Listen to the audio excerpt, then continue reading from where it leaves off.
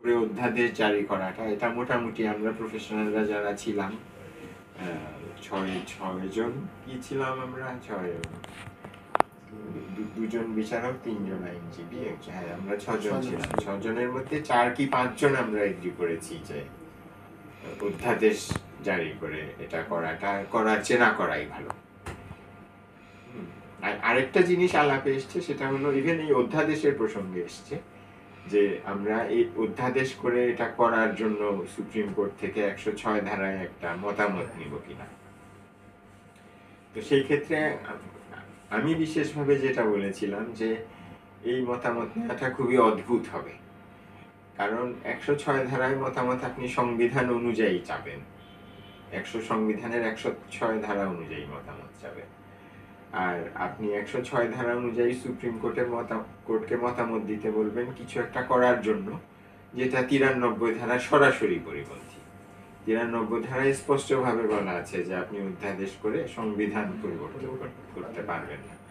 কাজেই আমাদের আপিল বিভাগ 106 ধারার একটা শুনানিতে বসে সংবিধানের আরেকটা ধারার সম্পূর্ণ অগ্রাহ্য করে একটা কিছু করার মতামত কিভাবে দিবেন। এবং হয়তো যদি এখনকার পরিস্থিতিতে ওনারা দেনও, আমি তো মনে করি যে এই প্রক্রিয়াটা আইনগতভাবে টেকসই হওয়ার সম্ভাবনা অলমোস্ট আমার মনে হয় শূন্য। এবং এটার ব্যাপারে যেমন আমি বলছিলাম যে জুলাই ঘোষণাপত্রের অধীনে যদি একটা বিশেষ সংবিধান আদেশ বা বিশেষ সংবিধান আইন জারি করা হয়, সেটার ব্যাপারে যেমন কিছু তর্ক দাঁড় করানো যাবে, তর্ক টিকবে কিনা সেটা পরের বিষয়, কিন্তু 93 অনুচ্ছেদের অধীনে একটা অধ্যাদেশ করার ব্যাপারে আমি একজন আইনজীবী হিসেবে আমি ইভেন দাঁড় করানোর মতন কোনো তর্কও দেখি না। কাজে এটা আমরা, এবং এটা আমার মতামত শুধু ছিল না, হতে পারে 106টা আপনি ওই জুলাই ঘোষণাপত্রের অধীনে যে আমি আদেশ জারি করার কথা বলেছিলাম, বিশেষ সংবিধান আদেশ, সেটার ব্যাপারে মতামত চাওয়া যেতে পারে, তবে সেটা না চাইলেও চলে, সেটা কতটুকু ভ্যালু এডিশন হবে এটা বিচার বিবেচনার বিষয়। তবে সেই ক্ষেত্রে কিন্তু 93 অনুচ্ছেদে অধ্যাদেশ জারি করার জন্য